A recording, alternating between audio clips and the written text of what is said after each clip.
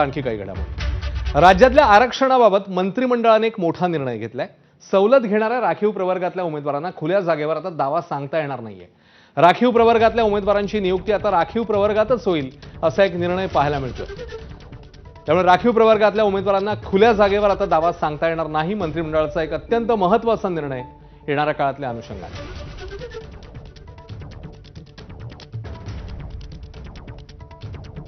मंत्रिमंडळ बैठकीमध्ये हा निर्णय झालेला आहे। राज्याच्या मंत्रिमंडळाने निर्णय घेतलाय, सवलत घेणाऱ्या राखीव प्रवर्गातल्या उमेदवारांना आता खुल्या जागेवर हा दावा सांगता येणार नाही। त्यांची नियुक्ती आता राखीव प्रवर्गातच होईल असा एक अतिशय मोठा निर्णय राज्यातल्या आरक्षणासंदर्भात घेण्यात आलाय। येणाऱ्या काळामध्ये असे कसे परिणाम होतात नेमके आपल्याला कळू शकेल, मात्र सध्या हा निर्णय झालेला आहे। निर्णयाबद्दल आणि एकूणातच याच्या अंमलबजावणीबद्दल सांगतील राजू सोनावणे। राजू, अश्विन, आपण पाहतोय की मंत्रिमंडळाच्या बैठकीमध्ये आज महत्त्वाचा निर्णय झालेला आहे। जे काय आरक्षण आहे त्यामधील महाराष्ट्रातील एकूण सगळ्याच्या आरक्षणापैकी हा महत्त्वाचा निर्णय आहे। आणि यामध्ये आपण पाहतोय की आरक्षण प्रवर्गातून जर पुढे खुल्या प्रवर्गात जायचं असेल तर त्याचं नेमकं काय धोरण असलं पाहिजे, त्यासाठी काय नियमावली असली पाहिजे ही महाराष्ट्रामध्ये नव्हती। आणि त्यामुळे अनेक दिवसांपासून जे आहे ते सुप्रीम कोर्टामध्ये हे प्रकरण गेलं होतं। सुप्रीम कोर्टाने सुद्धा याच्यावरती अनेकदा जे आहे ते निर्णय दिलेले आहेत। आणि त्यानुसार आपण पाहतोय का महाराष्ट्र सरकारने हा निर्णय घेतलेला आहे।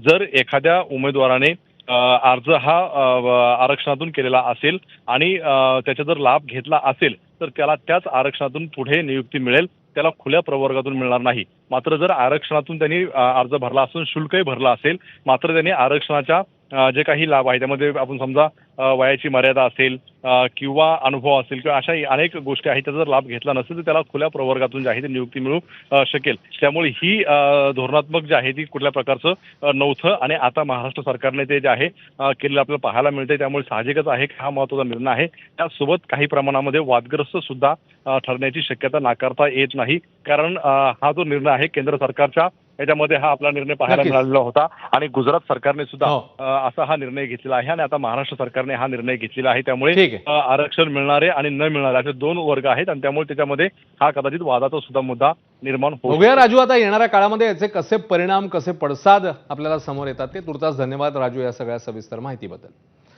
आणि आता बातमी आहे राज्यातल्या अवकाळी पावसासंदर्भातली। राज्यात काही भागात अवकाळी पाऊस आणि वादळी वाऱ्यामुळे शेतीचं अतोनात नुकसान झालंय। विशेषतः आंबा, काजू, केळी, द्राक्ष या फळबागांसह गहू